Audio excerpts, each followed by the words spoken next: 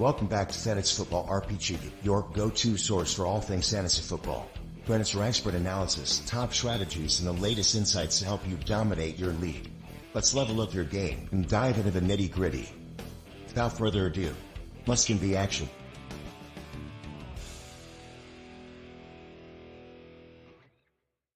Happy Jake Hayner or Spencer Rattler week to all who celebrate. It is episode 108 of the Fantasy Football RPG podcast.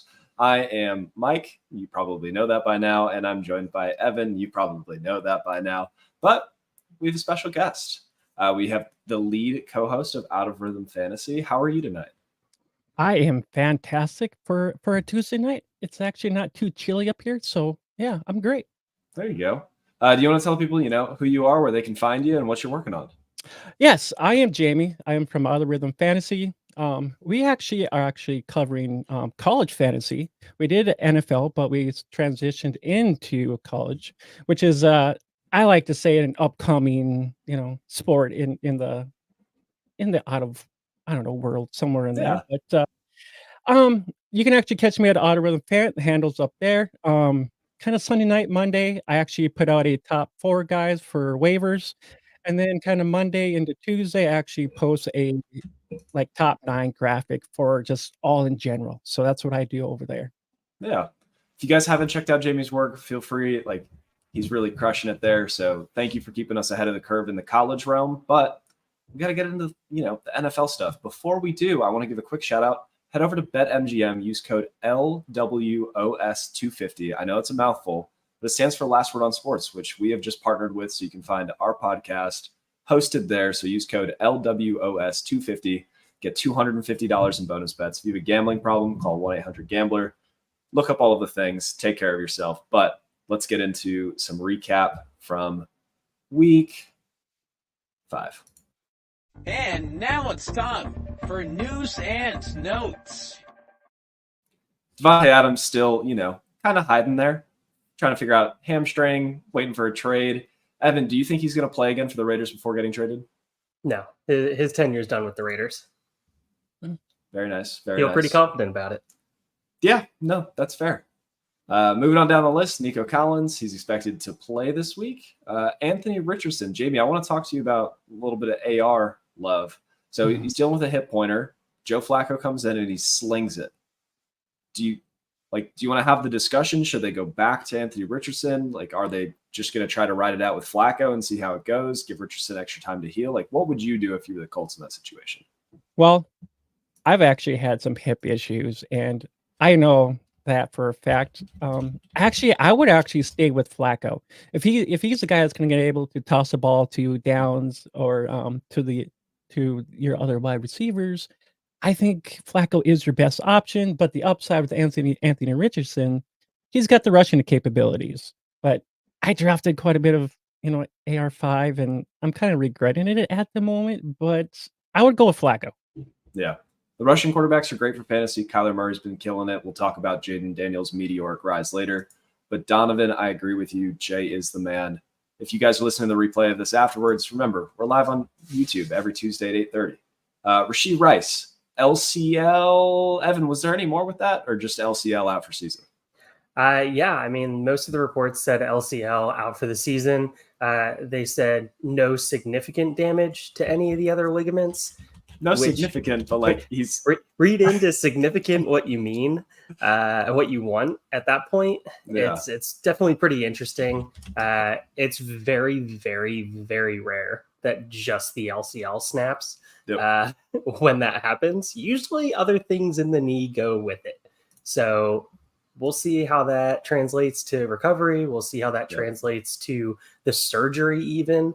Because if there is damage to some of the other ligaments in there, it could take a little bit longer for the swelling to come down. Mm-hmm. Could be interesting. It's when you were younger and you would be messing around with your brothers or your friends and you'd break something in the house, but you'd do a little bit to other things. You'd be like, hey, Mom, I broke this, but there's no significant damage to anything else in the house. So don't worry about it. Aaron Jones, MRI. I think he has a similar thing to Anthony Richardson, a hip pointer. He's considered week to week. 29-year-old running back. Maybe they let him ride for a little bit, see what Ty Chandler or the gas man, Myles Gaskin, bring to him? And then let's chat about Derek Carr. So, Jamie, you are the college pro. How did you feel about, Jake Haener coming out? How did you feel about Spencer Rattler? Who do you think is going to be the quarterback this week? Honestly, I think Rattler would be your best choice in this situation. I know Evan, I know you're kind of a Rattler guy too. So I actually thought they were actually going to put Rattler in the game, and the other guy didn't really look that good. The balls were just just not even in the grasp of the wide receivers to even grab the ball. So just off center. I mean, just nothing looked right at all. So I would honestly put in Rattler myself, honestly. And if they do go that way, I'll be rushing to actually get Rattler right now. Dude, Rattler, if he goes in, is gonna give you reminiscence of Jameis Winston. It's gonna be so fun. He is gonna sling it, and he will not care. It's gonna be a mess. It's gonna be a blast. But anyway, so slight bump down. I didn't think we would bump down these guys based off quarterback play because we were all fired up about Derek Carr. But slight bump down for Olave, slight bump down for Shaheed. Ooh, is Taysom healthy enough to fill in his quarterback? I don't think he would fill in his quarterback. I think they like him as the gadget RB2 / tight end 2 / wide receiver 3 / quarterback at the goal line. But there will be packages built for him whenever he does recover from his rib injury. I know that he has broken ribs, which they can try to play through him, but that's always kind of difficult. I know because I had Taysom Hill in my super flex, and I just left him there, and I'm like, even though he was out, I'm like, I had no other options, and I'm just like, bleh. It's tough. It is. Last up for week 5 news, Robert Saleh fired and escorted out of the building. He was not notified ahead of time that he would be relieved of his duties as the New York Jets head coach. Evan, what does this say about the Jets organization? Dumpster fire, absolute dumpster fire. And they should definitely get rid of Joe Douglas so the Eagles can bring him back as head of player personnel scouting. He was good, and I absolutely miss him because Howie cannot draft to save his life. He needs somebody to tell him who to draft. Yep. Just bad organizations stay bad when ownership and management and the people that are making decisions continue to make poor decisions. So not great. And then real quick, big news. Drake May. Oh, go ahead, Jamie. I was gonna say, did you guys see that meme with Aaron Rodgers and Wilson, 93 to 93 points? And I'm like, that was just the most funniest thing I've ever seen. I'm like, we all thought Aaron Rodgers was going to be that guy to actually get him over the hump. And we have not seen that yet. So I'm like, what? With the weapons he has, he should be able to gotten them over this hump by now. Yep. I thought Saleh's whole calling card was a good defense, and then they brought in a Hall of Fame quarterback to fix the offense. The defense has still been good, but they fired the defensive head coach. Doesn't make sense to me. Speaking of quarterbacks, Drake May set to make his debut against the Houston Texans. Evan, will Drake May survive? I sure hope so, because I love me some Drake May. He was so much fun to watch at UNC. Coming off of the Sam Howell era of just airing the ball out at UNC, then you go into the Drake May era of just airing the ball out. Oh, it was absolutely beautiful to watch. It made Mac Brown actually look like a competent coach in college football. Wow. Crazy. Miracles do happen. Look at that. But no, he has the frame to be able to hold up. But will he hold up to 300-pound linemen consistently just laying on him after he tries to drop back and throw the ball? We'll find out. I think it's going to be great. I think we're going to find out very quickly how well the coaching staff has been developing him and building a plan for him, because he has the arm strength. He has the ability to read the field. The receivers, as much as we love to hate the Patriots receivers, they're not that bad. So there's a world where Drake May goes out there and he throws for 220 yards, and we're all really excited about it. Mike, name me 5 better wide receiver crews than the Patriots wide receivers. As a group. You want 5 better teams than the Patriots? 5 better teams at wide receiver. No, worse. Sorry, worse. Oh, okay. I was better. I'll just start no, at AFC North and then name all of the teams, and then AFC East and name all of the teams. Worse, I would say, are we including pass catchers total? No, just wide receivers. I would say the Bills. That's okay. Contested, though. Yes. I would say the Rams. The Rams okay. with Puka currently Cutler. though. Yep. That's a great answer. That's a great answer. Come on, week 7's right around the corner. The Commanders could be close. Listen, Terry's a great one, but I would say that Polk, Pop, and then if you feel how you feel about KJ Osborne, Javon Baker, they eat Olamide Zacchaeus for breakfast. So that's 2. Okay, I see. You want the Broncos over him? Oh no. Okay, so the Broncos as well, and I think that's the end of the list. There's you can talk about the Panthers, you can talk about the Steelers, you can talk about. That's it. Still better wide receiver rooms. Yep. And the offensive line sucks. So if you do think about the Patriots, they do have talent there. It's just that none of them can come out to be what they should have been. Like Keyshawn Boutte, he was drafted. He should have been something. He came from LSU. That's a team that comes from high wide receivers. He hasn't done really anything. I mean, I think a lot of it comes down to their mentality. They're not really. There's more like this team should be good. They have the talent there. They just haven't perceived it yet. Appreciate you giving us this time, Mike. But we'll have a little bit more time later to talk about Drake May. So let's do recap first, and then we'll head into our main segment. So some takeaways from week 5. Evan, you wrote the Browns are in for a rough season. The Jets are in for a rough season. In order to make this so we have enough time to talk about as many rookies as possible, whose situation is worse? Browns, 100%. I think it's the Browns by a mile. There is no question. The Browns are in a worse situation, and it sucks. It's a city that's trying to raise money for a new stadium because they deserve a new stadium. Yeah. Like everything that organization has gone through, they need some kind of hope. They need some kind of something. I mean, Browns fans are out here saying, screw raising money for a new stadium. We need to raise money to ship Deshaun Watson over to Europe. Yeah. I was listening to PFF's the NFL Stock Exchange, which if you guys don't listen to that, it's a good way to stay ahead of the curve on your scouting game. The Browns' only lifeboat, the best case scenario right now is that they draft a rookie quarterback in the first round next year, because then it cost controls as they try and damage control what the Deshaun Watson deal did to them. No, Will Campbell. You need a tackle. Mike, they got DeJuan Jones, baby. Oh my god, the mountain himself. They do have DTR, which I'm a fan of. But if they can get him going, I think that with the weapons they already have, DTR is a good option for them.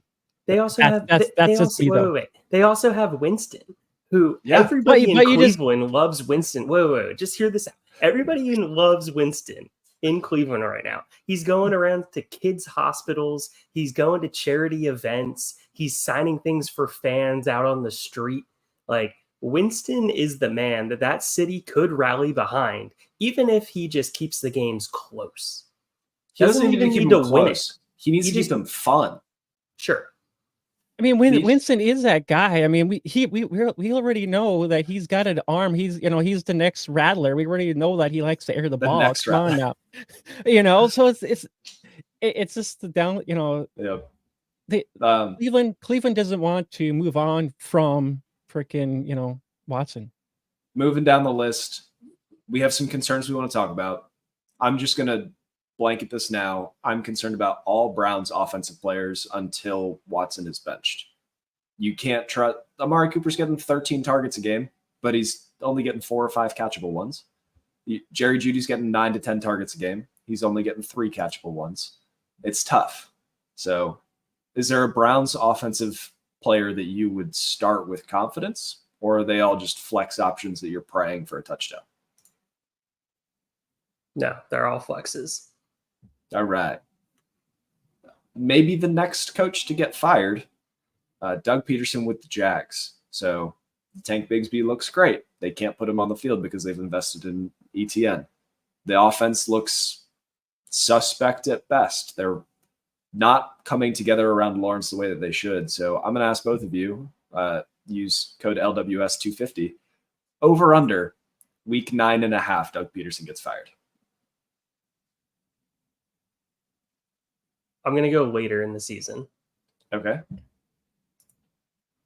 We're at week. Well, I think we go under with this one because I mean, if they're not looking that great right now, I mean, they already fired a one coach already. So I mean, if they're not doing anything now, I mean, why not just like time for a change?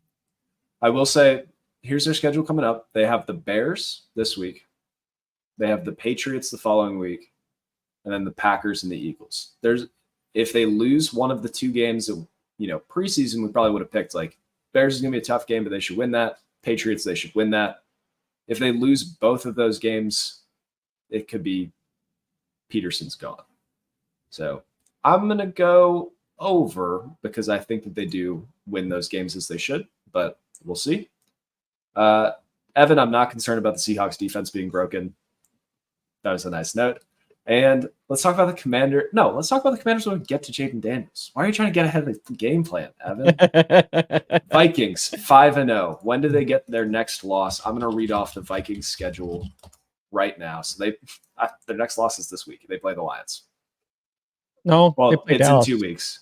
Yeah, they play Dallas this week. I know the Lions they are on bye this week, unless Google is wrong.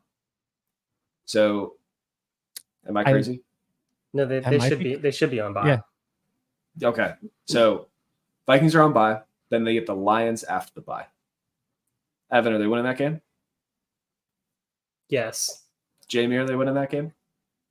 Ooh, that's gonna be a close one. I think they lose that game. Okay, so Evan's the only one that thinks they survive. Do they beat the Rams? No, because for whatever witchcraft reason, whoever plays the Lions the following week suck. It's they because are Dan Campbell so has bad. If the NFL played 3-game series, I think the Lions would be undefeated because they're just biting kneecaps. Gritty, tough, whatever other cliche you want to use. But let's get into also talk about week 7. The Rams have a couple wide receivers that may be getting close to coming back at that point. So never know. All right. Well, you all just saw my very masculine hydro flask. Let's get into our main segment.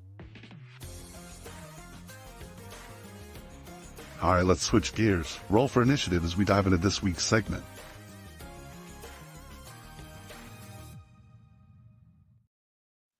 All right, we're going to talk about the biggest risers and fallers among the 2024 rookie class. So the way that I did this, I went through with Evan and we listed what they are today on Keep Trade Cut for Dynasty versus what they were on NFL Draft Day. So I'm going to name some bigger names, but we're only going to talk about the ones that have moved substantially. Caleb Williams, he was the QB7. Now he is the QB10. Not that big of a move. Not really that concerned. Let's talk about the meteoric rise of Jaden Daniels. He was the quarterback 12 after the draft.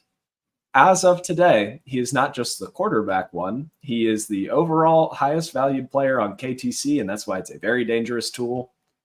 Only use it for sanity checks. So, Jamie, I want to talk to you. Are the Commanders legitimate contenders with Jaden Daniels right now, or is this just they've had one of the easiest schedules and he's just slinging good games together? I think the schedule comes to play in this too, but I think the upside of Daniels is a little bit better than Williams, which I like. If you think about it, Daniels actually is like he's actually top 4 in fantasy rookie QBs, fantasy points in the QBs from the QBs. 4 passing touchdowns, 4 rushing. I mean, Caleb Williams hasn't done that yet. I like the upside of Daniels. I drafted him quite a bit, and he actually was drafted between the 7th and 8th round, which is great value for a guy like this that's actually got tons of upside. So if you got him in that, those in that round, you're happy with that. And then I like to say he's top 10 the rest of the year, but he has Baltimore, Pittsburgh, Philly, and Dallas too as well. Yeah, it's a tough way to close it out. I think they're going to sneak into an NFC playoff spot, which if you told Commanders fans that a year ago, they would be over the moon. A lot of them would probably think it was with Sam Howell. But Evan, do you think – so we all agree not the quarterback one, right? I think that should still be either Josh Allen or Lamar Jackson or somebody else. Is QB3 off the table? Call me biased, call me whatever you want, but Jalen Hurts is still ahead of him, baby. Okay. I mean, is Jalen Hurts scoring more points than him? The weapons are there. The weapons are coming back. We're going to see the offense get back on track. A.J. Brown is a freak. Love to get him the ball. He hasn't been playing. Smitty's been trying to do it all himself. Goddard's been healthy. I'm going to knock on wood right now because he will get hurt now that I said that.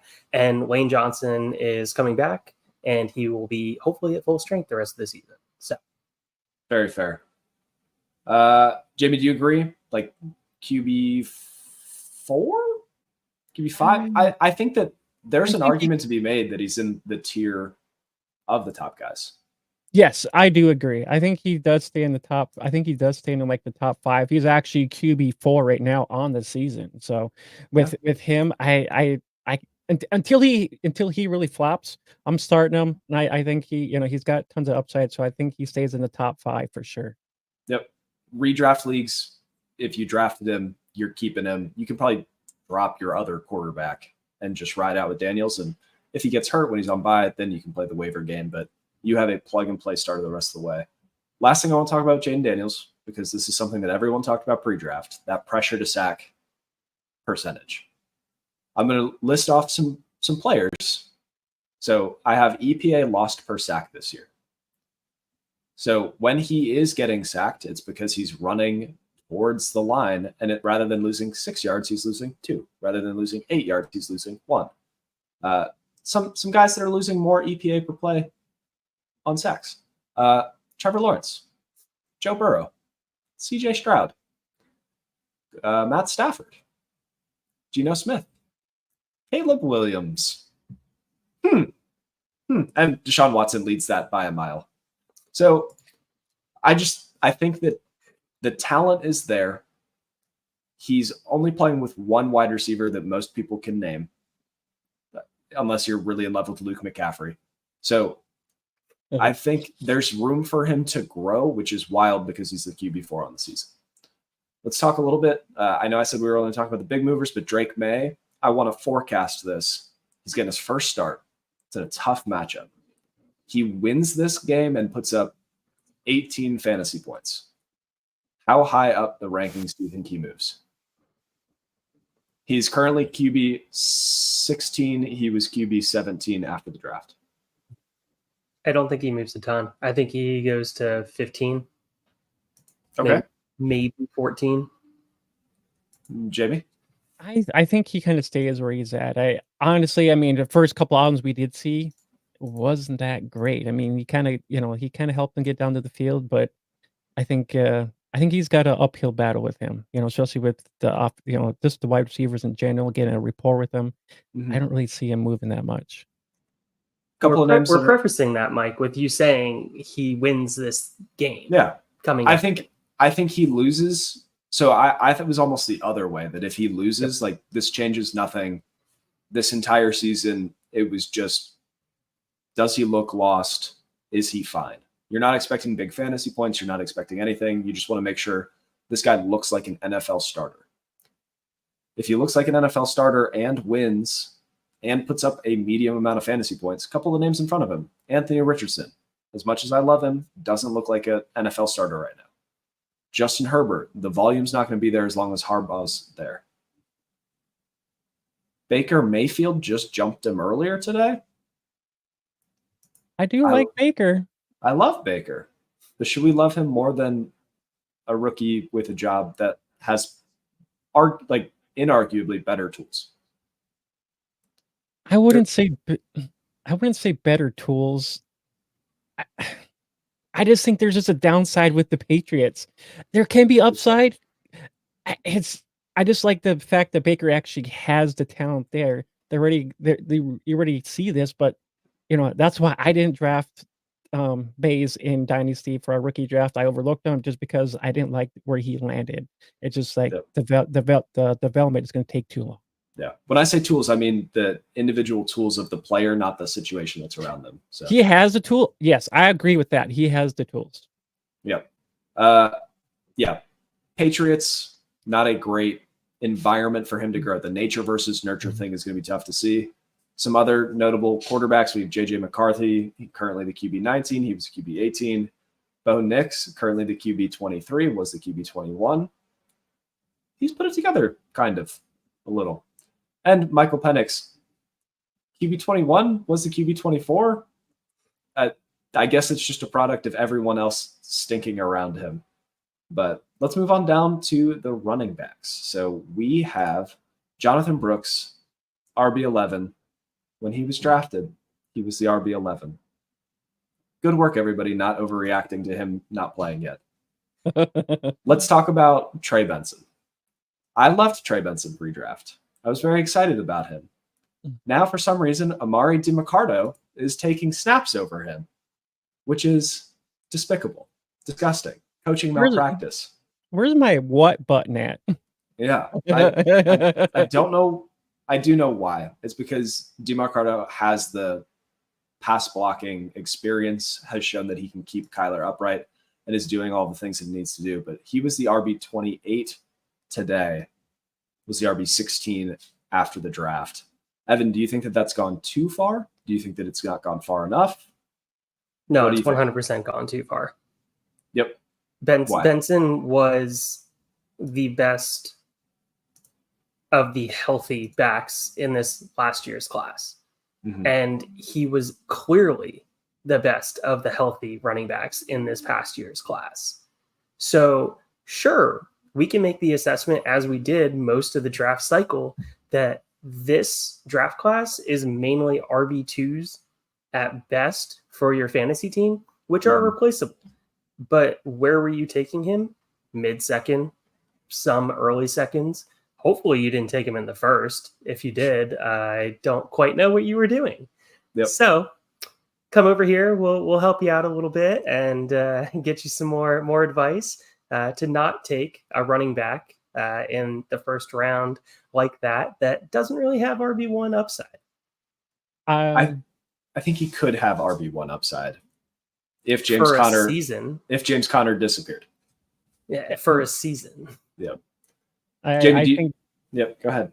I was just going to say, I think Benson is a 2025 guy we look at. If you look at it, he's only had 25 rushes on the season. Connor's got a lot more of it. We got, Amari kind of in there, but, Benson is getting most of the carry, the rushing carries in that back with that inside that backfield. Not much in the passing game either. So, I think Benson is a guy we look at next year. If you thought Benson was a play for this year, you obviously didn't watch a single down of preseason football, and you obviously have no idea how NFL franchises work, because that's not how they operate.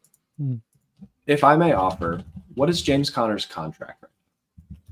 I think he's up this year. Should be after this year. Yeah, I was going to say he's only got 1 year.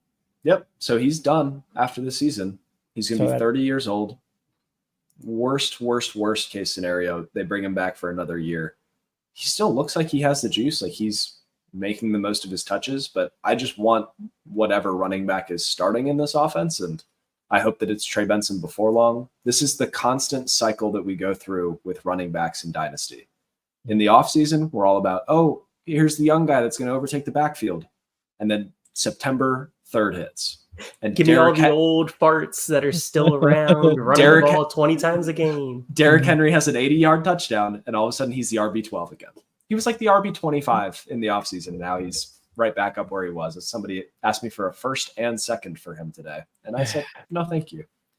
But moving on down, Blake Corum, another guy we expected him to be like a longer-term play. Hands up, my bad. I thought he would get a little bit of work this year. I did not think that he was going to just ride the pine the whole year. He was the RB26 following the draft. Now he is the RB39. Evan, how worried are you about Blake Corum right now? None at all, considering that I saw him as a injury replacement in an offense that gives probably about 85 to 90% of the snaps to a single running back. And that's exactly what the offense does. So when that injury to Kyron eventually happens, unfortunately, it's just historically happened. That's not wish casting anything. That is just stating history. Yep. When that happens, if you have him on your roster, he's a plug and play. And I don't even think twice about it. He's a plug and play RB, not even a flex. Yeah. Completely agree. I'm still kind of hesitant because I mean, you know, most of us we want that, you know, that RB1, we want that RB1 stuff. You know, I mean, we want him getting the ball. I mean, so I mean, with Williams kind of being there, it's kind of like you struggle to kind of put him in your lineups. I mean, I only see maybe like 1 or 2 red zone targets for him, so they're not really using him that much. So it's kind of like for me, I'm kind of like I'm 50-50 on this. The offense will look completely different once Puka and Cup come back. I guarantee you it is a completely different offense right now because of the personnel that they're having. But yes, I absolutely, to answer one of the questions there. Yeah. Let's hit it. Do you see I absolutely see him as a buy 100%. What is the highest draft pick that you'd be willing to trade? So let's say you're in a super flex league. Would you offer a 2025 second for him? Sure, because I'm confident that he is a good running back. And if I'm offering a 25 second, I'm assuming that I can bank on him for next year. Okay. Jamie, would you do a 25 second? I probably would. I mean, we saw what he did last year with Michigan. He's got the talent there. So I mean, if Williams is gone, yeah, I'd be totally down. I mean, I've got a couple shares of him, so I mean, like, I'm down with this guy. I mean, I like what he does. Yeah, I don't even need Williams gone. I just need to know what I'm expecting out of Corum.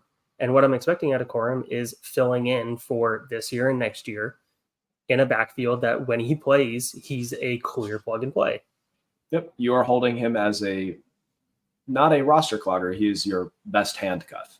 Yep. The moment that Williams misses time, he's RB1 is in the range of outcomes in any given week with him out. We have another good question from Dalton. Dalton, thanks for listening.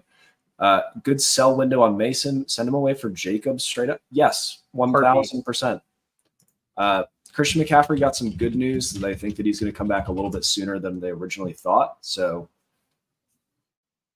if you're holding on to Jordan Mason right now, you get an offer for Josh Jacobs, do it. Jump on it. That's a guy with a job versus a guy that won't have a job soon. Also, a guy that's getting a ton of carries right now. I get it. Lloyd's going to be back at some point, but some point ain't now, and some point ain't in the very, very near future. Isn't Lloyd on IR right now at the moment? Yes, he is. Speaking of Marshawn Lloyd, before the draft or right after the draft, he was the RB36. Now he's the RB49. That will happen when a rookie running back ends up on IR and Emmanuel Wilson looks good. So let's not talk about the prices because I think we all agree he's a running back on a 53 that looks like he'll be the handcuff. Do we think that he is the handcuff? Is he going to be the guy, or is this going to be, if Josh Jacobs goes down, it becomes a gross 2-headed backfield? Well, it's typically a 2-headed backfield in Green Bay. So, yeah, Lloyd is the lightning that will be in that backfield. He's going to come in as the back that is going to be the high efficiency back that they're going to be expecting to average 5+ yards a carry. And he's not going to see a ton of carries, but every time he touches the ball, there is that potential for a 50-yard run to the house. Yep. Jim? I've kind of, I was kind of like, I don't like this guy. I mean, when I first kind of was like, ooh, only because he was, a Trojan. So I'm like, I don't like this guy already, So I think it takes a little time to get accustomed to the name, where they come from. Do they have upside? Do they have downside? Can they actually do what their talent has for them? I was kind of out on on Lloyd, but I actually kind of drafted him. So I'm like, I'm going to take risks, so it's that's the whole point of the fantasy. Let's take some risks and see what happens. And if you don't like it, well, hey, there's next year. Yep. So, yeah. I think Marshawn Lloyd is a fine backup running back. That adds, Evan, you great point, a little bit of lightning. So hopefully he comes back healthy. We're rooting for him in his recovery. But let's talk about the real RB1 of the class, Bucky Irving. Right after the draft, he was the RB48 because he's small and slow. Now he is the RB21 because he's good at football. Do we think that the Buccaneers split becomes more of a 50-50? Do we think it continues to be Irving on all of these gadget touches and White on all of the goal line and pass catching downs? Like, Evan, you're the resident Bucky Irving truther. Talk to me. Dude, who would have ever guessed that a inefficient back in Rachaad White would be surpassed by a back that can make the most in short area quickness and be able to pick up little chunks of yards? Maybe not the home run play, but what does this offense need? They need, with Baker, to stay ahead of the chains. They need to stay on target with it.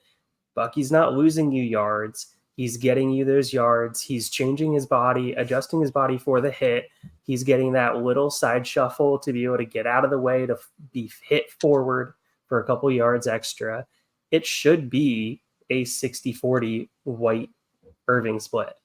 Evan, I have a fun fact for you. Bucky Irving and Rachaad White through week 5, 44 carries to 51, Irving with 44. Irving has 60 more yards, is averaging almost 2 full more yards per carry, and is the only one with a touchdown, despite the fact that they were not giving all the goal line work to Rachaad White. So, I mean, you remember the midseason takes that we had last year, Mike. Yeah. No, I know. Jamie, what was your pre-draft Jamie was there take? too. Yeah. What was your pre-draft take on Bucky, and how much do you love him? We if you actually did go out and check our channel out, we actually did cover Bucky in a college spotlight, and we were high on him just because. And we did actually have I actually had a graph where he was second among Blake Watson and then Ray Davis. So we are high on him just because of his athleticism. The game, of it, the pass game out of the backfield was totally great. So we were very high on him coming out, and I was trying to get him wherever I could too as well. Yeah, we love Bucky. We did a little film study. We live watched some clips and talked about him on here. Just his ability to make defenders miss, and the contact balance is pretty rare for somebody of his size. Normally we talk about that for bigger backs. They're bowling over guys, but Bucky just slips off of dudes, which is lovely to see. Let's talk about the other RB1 in the class, Braylon Allen. After the draft, he was the RB52 because he went to the Jets because the Jets hate me. And now he is the RB20, and there are real people that think that Braylon Allen is better than Breece Hall. I'm not one of those people, but I've seen him, and I hear it. So, Evan, how did you feel about Braylon Allen pre-draft, and have you changed your mind? Man, my love-hate relationship with Braylon Allen has gone through every emotion in the book. Loved him as a recruit going to Wisconsin. Loved what that program does with running backs. Loved him his freshman year as a 17-year-old, absolutely dominating the Big Ten. Second year, just didn't see improvement. Third year, they switched to the air raid offense. Oh, okay. Yeah. Without a quarterback that could throw. Yeah, exactly. Without a quarterback that can actually push the ball outside the numbers. Wow, that's going to work out great. And then Ches comes in and takes some of the carries until he gets injured last year in front of with Braylon. I think that was big. Braylon ended up getting a decent amount of carries. The issue that I had with Braylon is I just didn't see improvement from his freshman season. He seems stagnant, in my opinion, throughout all of college. Yeah. And then he came to the pros, and who would have known that a 20-year-old could get better at football? Really, just concept. Shocking to see, Evan. I just think I think that what we see is just a little bit of what what maybe someone can become. Because if you think about it, I really didn't know a lot about Braylon Allen, and I kind of started seeing a little bit of him a little bit here and there, and dude, he's actually, this is almost as a 50-50 split between Brees Hall and Braylon Allen. Hall's actually getting 62% of the rush, and Braylon Allen's getting 30% of the rush. So, I mean, this is almost 50-50. And if you think about it, both these guys they're actually getting red zone targets too as well. Brees Hall with 8 and Braylon Allen with 3. So, I mean, with him maybe getting, I comped him to like a mini Derrick Henry. That's what I kind of comped him to, because his just big build, just want to be able to truck over people. Yep, I comped him to a timid. Oh shoot, what was the guy's name? That's what I'm trying to remember right now. Brandon Jacobs, timid Brandon Jacobs. But the timid part went away. Like, he's running with confidence. We love to see it. We got to keep moving down this list. We have a question from Howard Lintelli. I had to look that up on Twitter. He wants to know how much you would spend in fab on our next back, Tyrone Tracy. After the draft, he was the RB 143. Now he's the RB 41. So you're in a dynasty league. You have room on your bench. How much fab would you blow on Tyrone Tracy? I'll let you guys go first because I don't want to sway the conversation. Not enough to buy him. That is my short answer. Not enough to buy him. If I remember correctly, converted wide receiver. From Purdue, yep. From Purdue, yeah. Should not be a running back in my opinion here. Should not be a bell cow. So should not be much of a RB2 on a team. I guess the more the question is how much fab and how much, well, not how much fab. It's more like knowing your league on how much they're going to spend on a guy like this. If somebody's going to be like just some guy that knows he's just going to just, chuck it up there to, way too much fab, then, is it worth that much more fab for somebody else that might come down in waivers in the following weeks? So I'd be like, I wouldn't spend any money on him. This is why I wanted to go last. I would spend all of it. It's a dynasty league. What are you finding? What are you finding on waivers that is better than? I thought that was redraft. Okay, dynasty. No. I thought it was dynasty. Okay, redraft. Yes, I totally be in. Yep, dynasty. Yeah. Yes. The waivers are already slim pickings. It's hard to find guys. And Evan, what do we say? Any running back on a 53. We saw Devin Singletary go down. Tracy was clearly the next guy up, and he ran for 7.2 yards per carry against the Seahawks defense. That you say is not broken, that I say is broken. Look, 18 carries, 129 yards. And I don't know how much of, the Giants that you wanted to watch. I didn't want to watch any of it, but every time I looked up, Tracy looked good. So he has the juice. He has a shot at a role. And in a dynasty league, you're not finding better than that on waivers. Unless you play in like a really weird league. So listen, you can't take the fab with you when you're gone. What are you spending it on? I don't know what you're talking about. I've traded all my fab for a fourth. And I'll take that fourth in a heartbeat. You'd use the fourth on Tyrone Tracy. So let's go through the wider. Oh, go ahead, Jimmy. I was just gonna say, I mean, Tyrone, he's actually getting 11% of the carries already. So, I mean, with Singletary being out, I mean, that's only going to boost. I mean, I love Eric Gray, but, from the sounds of it, he really hasn't done anything.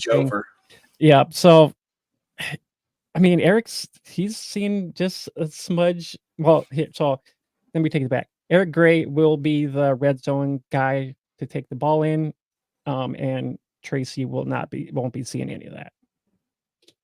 For now. All right, let's move on down to wide receivers. We have Marvin Harrison Jr. After the draft, he was the wide receiver 5. As of 9:15 today, he is the wide receiver 5. Big movement there. But we're going to talk about movers, risers, shakers. Let's talk about Malik Neighbors. If you listen to the show, you know that we love Malik Neighbors. He was the wide receiver 9 after the draft. People killed him for the landing spot. He doesn't care. He's just going to get 50% of the team's targets, and he is currently the wide receiver 2. Jamie, have we gone too far? No, not at all, because at the beginning of this year, I even put it out there somewhere in the airwaves out there that Neighbors will be the number one rookie wide receiver across the platform. Yeah, I think that's almost consensus now. You were probably roasted for it when you said that, but Probably now were. it's crazy what he's doing. Evan, let's play a game. Malik Neighbors or Justin Jefferson? Jefferson. Malik Neighbors is scoring more points and is 4 years younger. Don't care. Jefferson. I have a history to back it up. Malik Neighbors or Jamar Chase? Jamar Chase has higher spike weeks. I'll take Jamar Chase. Malik Neighbors or Amon-Ra St. Brown? That is where you can convince me. I will take Neighbors. All right. I think it's a very real discussion for Malik Neighbors to be in the Justin Jefferson, Jamar Chase tier as opposed to the other tier. So very excited about his rise. Let's also remember he didn't play last week, and he's still second in the league in targets. And Wan'Dale Robinson is third, baby. Let's go. That is crazy. It's unreal. Garrett Wilson and his 22 targets, right? Something crazy like that. It took to just unseat him. Yep. If he wouldn't have had that many targets, if he would have just had a normal target share, we're talking about Malik Neighbors as leading all wide receivers in targets without playing a week. I was hoping he would have played, but I'm like, but the thing about what the Giants have, they really don't have any really. They have Robinson down there. They really didn't have, Slayton, he's all right, but they really needed a number one guy there, and Neighbors is that guy. Yep.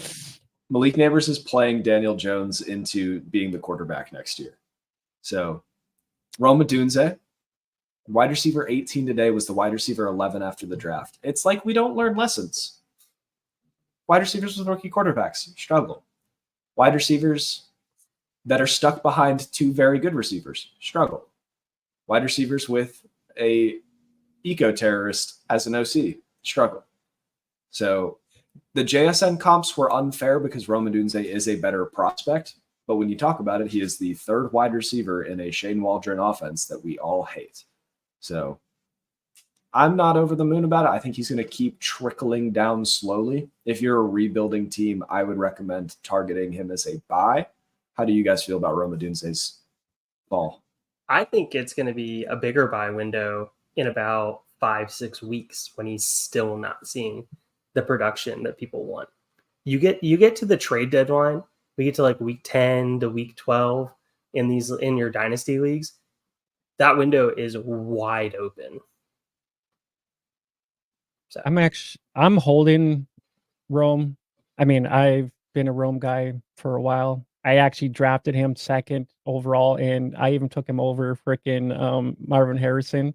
So yeah, you can beat me up over that, but I just think Rome has the same potential as Marvin Harrison does with Arizona. So I mean, if long as Allen gets the heck up out of there, Rome's going to be a different animal. But until then, I think we're going to see mediocre weeks from Rome. That's just going to be the aspect of it.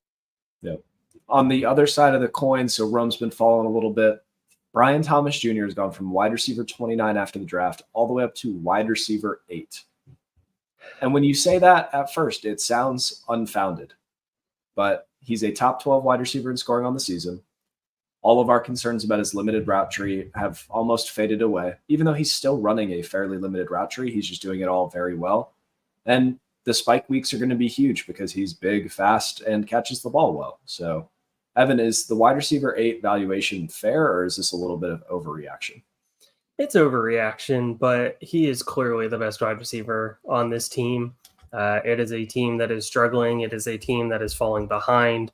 It is a team that wants to push the ball down the field. Those are all things that we absolutely love for fantasy wide receiver production. And he's doing it at his age. Yeah. Was not a huge fan coming out. And I definitely got some egg on my face. I will fully admit to that. He put the egg right there on my face. I was gonna say he's one of the ones that we argued about a little bit. So We definitely did.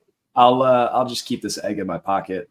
So Jamie, here's a couple of names are behind him on Keep Trade Cut right now, which is an overreactive cesspool of silliness. AJ Brown. Would you rather have AJ Brown or Brian Thomas Jr.? I'm going Thomas Jr. Evan, I don't think that's unfair. What has AJ Brown done? Right, he's been hurt. He's been hurt. He hasn't really done anything. Like I did not like AJ Brown. I didn't even draft him. I actually took Brian Thomas in some of my leagues. Oh my goodness. You can actually get this guy like in the 7th, 8th round in the redraft. In Dynasty, he was a 2nd round draft pick. Hey, I'll take Thomas just because there's the opportunity of him getting more targets, more touchdowns. You know, Christian Kirk, if you think about it, Christian Kirk and Thomas Jr., 18. So Christian's got 18 completions. Thomas has 17 completions. These guys are like 50-50. Can Thomas outbeat Kirk? I think he can. Sure, they're 50-50. AJ Brown got 10 targets for 119 yards and a touchdown in week 1. Like right out of the gate, he has the chemistry with Jalen Hurts. As long as Jalen Hurts is the quarterback, which he's locked into a very long contract there, that pays him a lot of money. So he will be the quarterback. He loves to throw it to AJ Brown when he is in trouble. That is the go-to target. Let's also remember what I talked about, history of production. Oh, yeah. Last 2 seasons, 158 targets, 145 targets for just under 1,500 yards, both of those seasons for A.J. Brown, with 7 and 11 touchdowns, respectively, for 23 and 22. A.J. Brown has the history of production. So, yeah, taking A.J. Brown in a heartbeat. I mean, AJ Brown does has the production, but they have more. They actually have more people in the offense now to spread the ball around. This is almost like a mini Kansas City Chiefs. So it's kind of like the run game's open. I mean, they have freaking I can't think of his name. Saquon. Yes, so that's going to take away targets because he can pass out. He can catch them out of the backfield. So I think this is dubbed down some now. I don't see that 1,500 coming anywhere. Unless they're playing Atlanta, then he drops the ball on a must-make catch that would win them the game, and then they lose. You seem a little sad about it. I think this is a good discussion. Rebuilding teams, I think Brian Thomas Jr. is clearly the choice. I think competing teams, you need to have that discussion. Like, do you want to wait for AJ Brown or see if he gets re-dinged up, or do you want to stay with the lower ceiling player but with a longer career in Brian Thomas? So we'll see how it goes. Xavier Worthy, big mover. After the draft, he was the wide receiver 26. Now he's the wide receiver 25. So you're welcome, everybody. Was in on that. Lad McConkey, sorry, I missed this one. He was wide receiver 29 after the draft. Now he's wide receiver 30. I feel like I've let you all down. But you're a dad for Lad. Come on, Mike. I am the leader of dads for Lad. But let's talk about some of the guys that have actually been moving. Troy Franklin, he went from wide receiver 55 with, I mean, even pre-draft, there were some spikes where talking like wide receiver 38, 39. Like there were some truthers in there. And now he's dead. So, Evan, any excitement for the future for Troy Franklin, or get him off your roster, find the guy that still believes, get a third? If anybody believes and wants him for a third, you sell him for a third. Not the answer, not the guy that you want. Cortland Sutton is the only wide receiver in this offense that is worth rostering. Yeah, not even starting, worth rostering, period. I think that's fair. Jamie, do you disagree or same page? No, I'm on the same page. I saw that Bo Nix to wannabe Franklin pass, and the connection was not there. I'm like, what? That's very sad. I was hoping for high hopes just for Franklin, just because there was the opportunity in this core for him to unleash his talents, and we have not seen that yet. Yep. I want to hit on. So this is somebody that hasn't really moved that much, but I just want to talk about him because he's moved for me personally. And Evan, Jamie, I want to get your guys' thoughts on him. Xavier Legette, out of South Carolina. He was a wide receiver 40 after the draft. There was a strong contingent of people. Big, fast. That's good enough for me. I didn't think that he had, like the hip flexibility to get into his breaks and get out of his breaks effectively, but That's something that he's done really well at the NFL so far. And Canales is using him on a lot of things that you want him to be used on for a bigger wide receiver, like shallow crosses, getting him in space, letting him get the ball in his hands. Like, do you think that he's going to continue to rise as this offense gets a little bit better? Or do you think he's going to stay one of those fringe, you throw him in as a flex option? Yeah, so I definitely think he's going to continue to rise. We saw Mingo just flame out, and Mingo is not doing much, period. We look at the rest of this offense. Thielen is hurt. You have Andy Dalton at quarterback, the corpse of what is Bryce Young at this point at quarterback, possibly, maybe, who knows. Deontay Johnson absorbing targets, because targets are in that offense, and somebody needs to take them. Leggett could be that downfield threat. He could be the guy that wins the high point balls. He has a lot of the prototypical X wide receiver traits that you want to look for, with size, with enough juice to be able to go. You want to see him improve his route running. You want to see him improve his ability to get separation, which I think we've seen some improvement, which gives me enough hope. Jamie? I would, well, for my resource, they actually do not have Deontay Johnson listed on there for all the stats, because I was just going to say Leggett is the main guy there getting all the targets. He's got 21 targets on the season already, 120. So, I mean, they're giving him as long as they stay with the red rifle, I think he's going to be on the rise, because no one else has really done anything. Mingo, he's kind of, we thought maybe he was going to bounce up and do a little bit more this season. We did not. That. So, that's the unfortunate, this is the unfortunate. I like Leggett. I have him in a couple of leagues. I actually got him in, not my flex, actually starting as a wide receiver. But unfortunately, I think he is injured now. So I'm like, so kind of downfall. But he does have a lot of upside. So he is 9th in rookie fantasy points. Yeah. Other than that, I like what he's got. He's actually seen 4 targets already in the red zone already compared to everybody else. So there's targeting him quite a bit in the red zone. Yeah. All right. Let's hit one more guy. Jamie, tell the people where they can find your work, and then tell them how you feel about Javon Baker. Ooh, well, you guys can find me at iRhythm Fan on X. We have a YouTube channel too as well. We actually do college fantasy. You can find us we go live every Wednesday around 7:00 Central Standard Time. And I put out a top 4 on X as well, along with a top 9 college overall general on Tuesdays on X as well. So you can go check me out on X. And Javon Baker, I love it's sad because I love the Baker. He's got great talent, good route skills. If you guys want to, we actually did another college spotlight on Javon Baker. We actually have a list over there on YouTube as well. So it gives you all the lists of what we got this year's talents we talked about. And we will be talking about some more talents for the 2025 season coming up. So come subscribe, follow us. We do have audio versions as well. Yeah, go check out Jamie and all of his great work. Thank you so much for coming on the show. Evan, tell me, is Javon Baker getting any more runs this season? Javon Baker is not good enough to be in your lineup, and he should not be on your roster. If somebody else in your league will take him for a third, happily send him away. I think he might get I want to see what the splits look like with Drake May before I write him off for dead. But if he doesn't get 40% of snaps this weekend, just find anything. Sell him for fab. Doesn't matter. He is DOA, dead on arrival. But thanks so much for coming on tonight. I hope you guys had fun. If you guys are still listening at home, click like, subscribe, send it to your mom, because we love moms on this show. Bye-bye. Thanks for listening to another episode of the Fantasy Football RPG Podcast. You can find us on Twitter at FFRPGPod and at FFMikeCash with a K. Don't let the goblins get you. See you next week.